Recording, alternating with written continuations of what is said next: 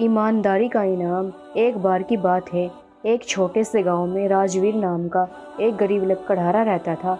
वो रोज जंगल में जाकर लकड़ियां काटता और उन्हें बेचकर अपना जीवन यापन करता था। एक दिन लकड़ियां काटते समय उसकी कुल्हाड़ी अचानक नदी में गिर गई। नदी बहुत गहरी थी और वो कुल्हाड़ी को निकालने में असफल हुआ। रामू दुखी होकर किनारे पर बैठ गया और रोने लगा।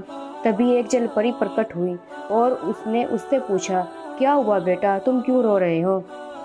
राजवीर ने जवाब दिया, मेरी कुल्हाड़ी नदी में गिर गई है और मेरे पास दूसरी कुल्हाड़ी नहीं है। अब मैं अपना काम कैसे करूँगा?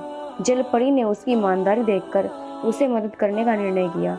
उन्होंने पानी से एक सोने की कुल्हाड़ी निकाली और राजवीर से पूछा, क्या ये तुम्हारी कुल्हाड़ी है? राजवीर ने कहा, नहीं, ये मेरी कुल्हाड़ी नहीं है। इसके बाद जलपरी ने एक चांदी की कुल्हाड़ी निकाली और फिर से पूछा, क्या ये तुम्हारी कुल्हाड़ी है?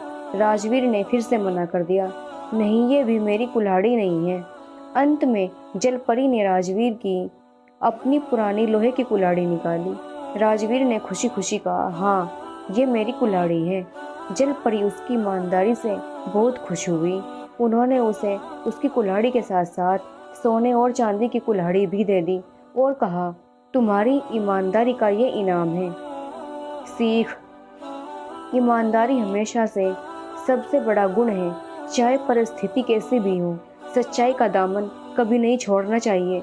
जो सच्चाई के मार्ग पर चलता है उसे जीवन में हमेशा सही इनाम मिलता है।